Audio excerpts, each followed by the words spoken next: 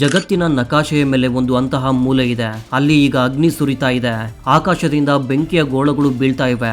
ದೊಡ್ಡ ದೊಡ್ಡ ದೇಶಗಳು ತಮ್ಮ ಮಿಸೈಲ್ಗಳ ಲೆಕ್ಕಪತ್ರ ಮಾಡ್ತಿವೆ ಮತ್ತು ಸಮುದ್ರದ ನೀರು ಕುದಿಯುವಂತೆ ಭಾಸವಾಗ್ತಿದೆ. ಆದ್ರೆ ಈ ಭಯಾನಕ ದೃಶ್ಯದ ನಡುವೆ ಇರಾನ್ನ ಭೂಮಿ ಮೇಲೆ ಒಂದು ಅಂತಹ ಸ್ಥಳವಿದೆ. ಅಲ್ಲಿ ಹಕ್ಕಿಯು ರೆಕ್ಕೆ ಬಡಿಯುವ ಮೊದಲು 100 ಬಾರಿ ಯೋಚಿಸುತ್ತೆ.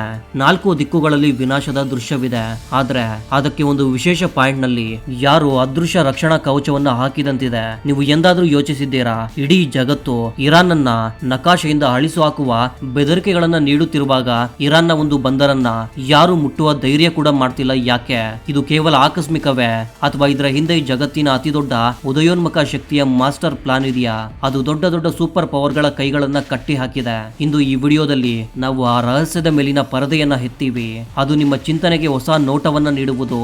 ಇಂದು ನಾವು ಚರ್ಚಿಸುತ್ತಿರುವ ವಿಷಯ ಇರಾನ್ನ ಚಬಹಾರ್ ಬಂದರು. ಇದು ಕೇವಲ ಸಿಮೆಂಟ್ ಮತ್ತು ಕಬ್ಬಿಣದಿಂದ ಮಾಡಿದ ಬಂದರಲ್ಲ, ಬದಲಿಗೆ ಇದು ಭಾರತದ ಖಜಾನೆಯಾಗಿದೆ. ಅದರ ಚಾವಿ ದೆಹಲಿಯಲ್ಲಿರುವ ಸರ್ಕಾರದ ಬಳಿ ಇದೆ. 2026ರ ಆರಂಭವಾಗಿದೆ ಮತ್ತು ಪಶ್ಚಿಮ ಏಷ್ಯಾ, ಮಿಡಲ್ ಈಸ್ಟ್ ನ ಪರಿಸ್ಥಿತಿಗಳು ಯಾವುದೇ ಸಮಯದಲ್ಲಿ ದೊಡ್ಡದೇನಾದ್ರೂ ಆಗಬಹುದು. ಅಮೆರಿಕ ಮತ್ತು ಇಸ್ರೇಲ್ನ ಸೇನೆಗಳು ಹೈ ಅಲರ್ಟ್ ನಲ್ಲಿವೆ. ಇರಾನ್ನ ಹಲವು ತಾಣಗಳನ್ನ ಗುರಿಯಾಗಿಸಲಾಗಿದೆ. ಆದ್ರೆ ಈ ಎಲ್ಲಾ ಒತ್ತಡದ ನಡುವೆ ಚಬಹಾರ್ ಬಂದರಿಗೆ ಒಂದು ಗೀಚು ಕೂಡ ಬಂದಿಲ್ಲ. ಅಷ್ಟಕ್ಕೂ ಅಮೆರಿಕಾಗೆ ಯಾವ ಒತ್ತಡವಿದೆ ಮತ್ತು ಇಸ್ರೇಲ್ ನಂತಹ ದೇಶ ತನ್ನ ಸುರಕ್ಷತೆಗಾಗಿ ಯಾವುದೇ ಮಟ್ಟಕ್ಕೆ ಹೋಗಬಲ್ಲ ದೇಶವಾಗಿದ್ರು ಅದು ಭಾರತದ ಈ ಹೂಡಿಕೆಯ ಪ್ರದೇಶದಿಂದ ದೂರವಿರುವುದು ಯಾಕೆ? ಭಾರತವು ಇರಾನ್ನ ಈ ಯುದ್ಧದಲ್ಲಿ ಒಂದು ಗುಂಡು ಕೂಡ ಹಾರಿಸದೆ ತನ್ನ ಪ್ರವೇಶವನ್ನ ದಾಖಲಿಸಿದೆ. ಇಂದಿನ ಈ ಥ್ರಿಲ್ಲರ್ ಕಥೆಯ ಆಳಕ್ಕೆ ಇಳಿಯೋಣ. ಕಥೆಯ ಆರಂಭವಾಗುವುದು ಈ ರಣನೀತಿಕ ವಿಷಯದಿಂದ. ಅದನ್ನ ಭಾರತವು ವರ್ಷಗಳ ಹಿಂದೆಯೇ ಆರಂಭಿಸಿತ್ತು. ನಿಮ್ಮೆಲ್ಲರಿಗೂ ಗೊತ್ತೇ ಇರಬಹುದು, ಭಾರತಕ್ಕೆ ಅಫ್ಘಾನಿಸ್ತಾನ ಮತ್ತು ಸೆಂಟ್ರಲ್ ಏಷ್ಯಾಗೆ ಪ್ರವೇಶವು ಯಾವಾಗಲೂ ಒಂದು ತೊಂದರೆಯಾಗಿತ್ತು. ಯಾಕಂದ್ರೆ ನಡುವೆ ಪಾಕಿಸ್ತಾನ ಗೋಡೆಯಂತೆ ನಿಂತಿದೆ.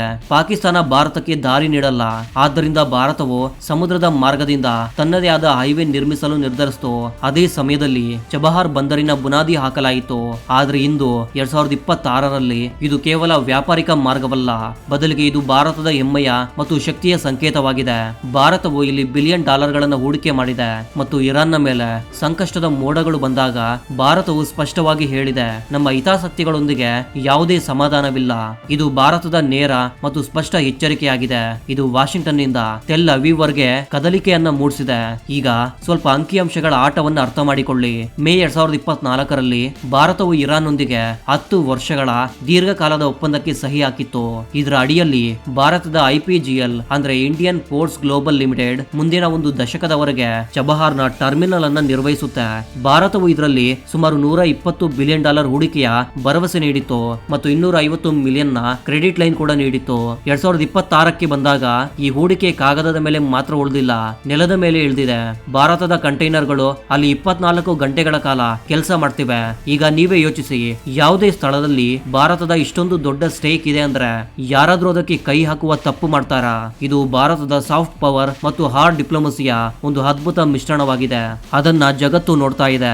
ಪ್ರಶ್ನೆ ಹೇಳುತ್ತೆ, ಅಮೆರಿಕ ಭಾರತದ ಮಾತನ್ನ ಕೇಳ್ತಾ ಇದೆಯೇ? ನೋಡಿ, ಅಮೆರಿಕದೊಂದಿಗೆ ಭಾರತದ ಸಂಬಂಧಗಳು ಇಂದು ಅಂತಹ ಹಂತದಲ್ಲಿವೆ. ಅಲ್ಲಿ ಇಬ್ಬರಿಗೂ ಒಬ್ಬರಿಗೊಬ್ಬರು ಬೇಕಾಗಿದ್ದಾರೆ. ಅಮೆರಿಕಾಗೆ ಗೊತ್ತು, ಏಷ್ಯಾದಲ್ಲಿ ಚೀನಾದ ಹೆಚ್ಚುತ್ತಿರುವ ಪ್ರಭಾವವನ್ನ ತಡೆಯಬೇಕಾದ್ರೆ ಭಾರತದ ಬೆಂಬಲ ಅದಕ್ಕೆ ಆಕ್ಸಿಜನ್ ಅಂತೆ ಬೇಕಾಗುತ್ತೆ. ಅಮೆರಿಕವು ಇರಾನ್ ಮೇಲೆ ಅಸಂಖ್ಯಾತ ನಿಷೇಧಗಳನ್ನು ಹಾಕಿದ್ರು ಚಬಹಾರ್ ಬಂದರಿಗೆ ಮಾತ್ರ ಯಾವಾಗ್ಲೂ ಈ ನಿಷೇಧಗಳಿಂದ ವಿನಾಯಿತಿ ನೀಡಲಾಗಿದೆ. ಯಾಕಂದ್ರೆ ಅಮೆರಿಕಾಗೆ ಗೊತ್ತು, ಈ ಬಂದರು ಕೇವಲ ಇರಾನದ್ದಲ್ಲ, ಇದು ಅಫ್ಘಾನಿಸ್ತಾನಕ್ಕೆ ಸಹಾಯದ ಮಾರ್ಗವಾಗಿದೆ ಮತ್ತು ಭಾರತದ ಆರ್ಥಿಕ ಕನಸುಗಳ ಚಾವಿಯಾಗಿದೆ. ಅಮೆರಿಕವು ಚಬಹಾರ್ ಮೇಲೆ ದಾಳಿ ಮಾಡಿದ್ರೆ ಅಥವಾ ಹಾನಿ ಮಾಡಿದ್ರೆ ಅದು ನೇರವಾಗಿ ಭಾರತದೊಂದಿಗೆ ಶತ್ರುತ್ವಕ್ಕೆ ತಿರುಗುತ್ತೆ. ಇದನ್ನ ಇಂದಿನ ಕಾಲದಲ್ಲಿ ಅಮೆರಿಕ ಖಂಡಿತವಾಗಿಯೂ ಬಯಸೋದಿಲ್ಲ. ಅಷ್ಟೇ ಅಲ್ಲ, ಇಸ್ರೇಲ್ನ ನಿಲುವು ಕೂಡ ಈ ವಿಷಯದಲ್ಲಿ ಬಹಳ ಆಸಕ್ತಿದಾಯಕವಾಗಿದೆ. ಇಸ್ರೇಲ್ ಮತ್ತು ಇರಾನ್ನ ಶತ್ರುತ್ವ ಇಡೀ ಜಗತ್ತಿಗೆ ಪ್ರಸಿದ್ಧಿಯಾಗಿದೆ. ಇಬ್ಬರು ಒಬ್ಬರಿಗೊಬ್ಬರು ಕನಸಿನಲ್ಲೂ ಕೂಡ ಸಹಿಸುವುದಿಲ್ಲ. ಆದ್ರೆ ಇಸ್ರೇಲ್ ಕೂಡ ಚಬಹಾರ್ ಬಗ್ಗೆ ಮೌನವನ್ನ ಕಾಯ್ದುಕೊಂಡಿದೆ. ಇದಕ್ಕೆ ಕಾರಣ ಭಾರತ ಮತ್ತು ಇಸ್ರೇಲ್ನ ಆಳವಾದ ಸ್ನೇಹ. ಭಾರತ ಇಸ್ರೇಲ್ನ ದೊಡ್ಡ ರಕ್ಷಣಾ ಪಾಲುದಾರನಾಗಿದೆ. ಇಸ್ರೇಲ್ಗೆ ಗೊತ್ತು, ಅದು ಚಬಹಾರ್ ಕಡೆಗೆ ಕಣ್ಣೆತ್ತಿ ನೋಡಿದ್ರು ಭಾರತದೊಂದಿಗಿನ ಸಂಬಂಧಗಳಲ್ಲಿ ಅಂತಹ ಬಿರುಕು ಬರುತ್ತೆ. ಅದನ್ನ ಭರ್ತಿ ಮಾಡುವುದು ಅಸಾಧ್ಯ. ಅದಕ್ಕಾಗಿ ಯುದ್ಧದ ಕ್ಷೇತ್ರದಲ್ಲಿಯೂ ಕೆಲವು ಮರ್ಯಾದೆಗಳು ಮತ್ತು ಕೆಲವು ರೆಡ್ ಲೈನ್ಗಳು ಇರುತ್ತೆ ಮತ್ತು ಚಬಹಾರ್ ಬಂದರು ಇಂದು ಅಂತಹ ರೆಡ್ ಲೈನ್ ಆಗಿದೆ. ಅದನ್ನ ದಾಟುವ ಧೈರ್ಯ ಯಾರಿಗೂ ಇಲ್ಲ. ಆದ್ರೆ ಕಥೆಯಲ್ಲಿ ಟ್ವಿಸ್ಟ್ ಇಲ್ಲಿಗೆ ಮುಗಿಯೋದಿಲ್ಲ. ಭಾರತದ ಈ ಪರೋಕ್ಷ ಪ್ರದೇಶದ ಅರ್ಥ ಕೇವಲ ಹೂಡಿಕೆಯನ್ನು ಉಳಿಸೋದಲ್ಲ.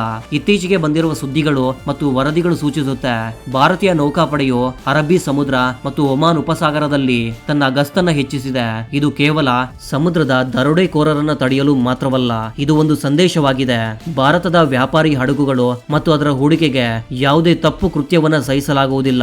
2026ರ ಭಾರತ ಅದು ಕೇವಲ ಶಾಂತಿಯ ಮನವಿ ಮಾಡುವ ಭಾರತವಲ್ಲ, ಬದಲಿಗೆ ತನ್ನ ಹಕ್ಕಿಗಾಗಿ ಸಮುದ್ರದ ನಡುವೆ ಎದೆ ತಟ್ಟಿ ನಿಲ್ಲುವ ಭಾರತವಾಗಿದೆ. ಯೋಚಿಸಿ, ಚಬಹಾರ್ ಇಲ್ಲದೆ ಇದ್ರೆ ಏನಾಗ್ತಾ ಇತ್ತು? ಭಾರತಕ್ಕೆ ತನ್ನ ಸರಕುಗಳಿಗೆ ಯಾವಾಗ್ಲೂ ಇತರ ದೇಶಗಳ ಮೇಲೆ ಹೆಚ್ಚಾಗಿ ಅವಲಂಬಿತರಾಗಿರಬೇಕಾಗಿತ್ತು.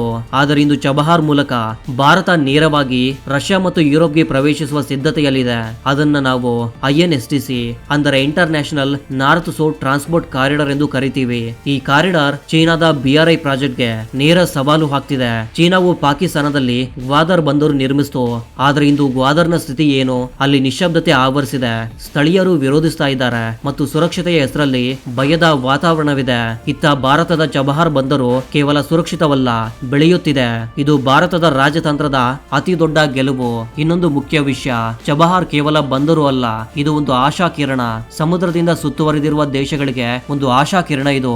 ಉದಾಹರಣೆಗೆ ಉಜ್ಬೇಕಿಸ್ತಾನ, ಕಜಕಿಸ್ತಾನ್ ಮತ್ತು ಅಫ್ಘಾನಿಸ್ತಾನ್ ಈ ದೇಶಗಳಿಗೆ ಭಾರತವು ಒಂದು ಕಿಟಕಿಯನ್ನ ತೆರೆದಿದೆ.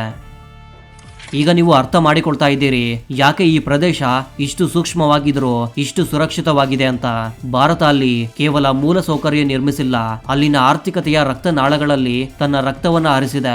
ಚಬಹಾರ್ಗೆ ಹಾನಿಯಾದ್ರೆ ಅದರ ಪರಿಣಾಮ ಕೇವಲ ಇರಾನ್ ಮೇಲೆ ಮಾತ್ರವಲ್ಲ, ಅರ್ಧ ಡಜನ್ಗಿಂತ ಹೆಚ್ಚು ದೇಶಗಳ ಮೇಲೆ ಬೀಳುತ್ತೆ. ಇದು ಭಾರತದ ಮಾಸ್ಟರ್ ಸ್ಟ್ರೋಕ್ ಅಂದ್ರೆ ಅದು ಅದನ್ನ ಗ್ಲೋಬಲ್ ಪ್ಲೇಯರ್ ಆಗಿಸಿದೆ. ಇರಾನ್ ಮತ್ತು ಇಸ್ರೇಲ್ ನಡುವಿನ ಹೆಚ್ಚುತ್ತಿರುವ ಒತ್ತಡವು ಇಡೀ ಜಗತ್ತಿನ ಹೃದಯ ಸ್ಪಂದನವನ್ನ ಹೆಚ್ಚಿಸಿದೆ. ತೈಲದ ಬೆಲೆಗಳು ಆಕಾಶ ಮುಟ್ತಾ ಇವೆ, ಸಪ್ಲೈ ಚೈನ್ ಒಡೆದು ಬೀಳ್ತಾ ಇದೆ. ಅಂತಹ ಸಮಯದಲ್ಲಿ ಭಾರತದ ಪಾತ್ರ ಒಂದು ಮಧ್ಯಸ್ಥನಂತಿದೆ. ಅದು ಬೆಂಕಿಯನ್ನ ಆರಿಸುವ ಕೆಲಸವನ್ನ ಮಾಡುತ್ತೆ ಮತ್ತು ತನ್ನ ಮನೆಯನ್ನ ಸುರಕ್ಷಿತವಾಗಿ ಇರಿಸುತ್ತೆ. ಭಾರತವು ಇರಾನ್ಗೆ ಸ್ಪಷ್ಟ ಸಂದೇಶ ನೀಡಿದೆ, ಯುದ್ಧ ಯಾವುದೇ ಸಮಸ್ಯೆಯ ಪರಿಹಾರವಲ್ಲ. ಆದ್ರೆ ಅದೇ ಸಮಯದಲ್ಲಿ ಅಮೆರಿಕಾಗೂ ತಿಳಿಸಿದೆ, ನಮ್ಮ ಶ್ರಮದ ಗಳಿಕೆಗೆ ಯಾವುದೇ ಅಡ್ಡ ಬರಬಾರದು. ಈ ಬ್ಯಾಲೆನ್ಸಿಂಗ್ ಆಕ್ಟ್ ಭಾರತದ ನಿಜವಾದ ಶಕ್ತಿ. ಇಂದು ಜಗತ್ತಿನ ದೊಡ್ಡ ದೊಡ್ಡ ಡಿಪ್ಲೊಮ್ಯಾಟಿಕ್ ಗಳು ಆಶ್ಚರ್ಯಚಕಿತರಾಗಿದ್ದಾರೆ. ಭಾರತ ಇದನ್ನ ಹೇಗೆ ಸಾಧ್ಯವಾಗಿ ಮಾಡ್ತು ಅಂತ ನಿಮ್ಗೆ ತೋರ್ತಾ ಇದೆಯೇ? ಅಮೆರಿಕ ಮತ್ತು ಇಸ್ರೇಲ್ ಭವಿಷ್ಯದಲ್ಲಿಯೂ ಚಬಹಾರನ್ನ ಬಿಟ್ಟು ಬಿಡ್ತಾರಾ? ಇದು ಬಹಳ ದೊಡ್ಡ ಪ್ರಶ್ನೆ.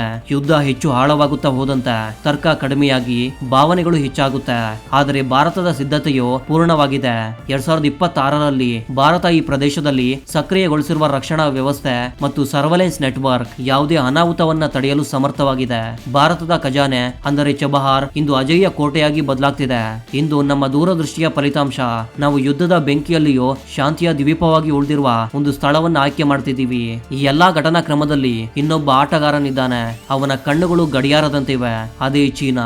ಚೀನಾವು ಯಾವಾಗಲೂ ಭಾರತದ ಚಬಹಾರ್ ಪ್ರಾಜೆಕ್ಟ್ ನಲ್ಲಿ ಅಡ್ಡಿಗಳನ್ನ ಹಾಕಲು ಪ್ರಯತ್ನಿಸುತ್ತೆ. ಅದು ಇರಾನ್ಗೆ ಭಾರಿ ಸಾಲ ನೀಡುವ ಭರವಸೆ ನೀಡಿತು. ಆದ್ರೆ ಇರಾನ್ಗೂ ಗೊತ್ತು, ಭಾರತ ಒಬ್ಬ ವಿಶ್ವಾಸಾರ್ಹ ಪಾಲುದಾರ. ಅದು ಸಾಲದ ಬಲಿಯಲ್ಲಿ ಸಿಲುಕೋದಿಲ್ಲ, ಬದಲಿಗೆ ಸಹಭಾಗಿತ್ವದಲ್ಲಿ ನಂಬಿಕೆ ಇರಿಸುತ್ತೆ.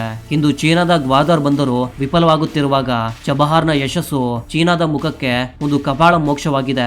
ಇದು ರಾಷ್ಟ್ರೀಯ ಭಾರತದ ಮುಖ. ಅದು ಕೆಲಸದಲ್ಲಿ ನಂಬಿಕೆ ಇರಿಸುತ್ತೆ, ಶಬ್ದದಲ್ಲಿ ಅಲ್ಲ. ಸ್ನೇಹಿತರೆ, ಈ ಕತೆ ನಮಗೆ ಕಲಿಸುತ್ತೆ, ನಮ್ಮ ಗುರಿ ಒಳ್ಳೆಯದಾಗಿದ್ರೆ ಮತ್ತು ರಣನೀತಿ ಪಕ್ಕಾ ಇದ್ರೆ ಅತಿ ಕಷ್ಟಕರ ಪರಿಸ್ಥಿತಿಯಲ್ಲೂ ನೀವು ನಿಮ್ಮ ಮಾರ್ಗವನ್ನ ಮಾಡಿಕೊಳ್ತೀರಿ.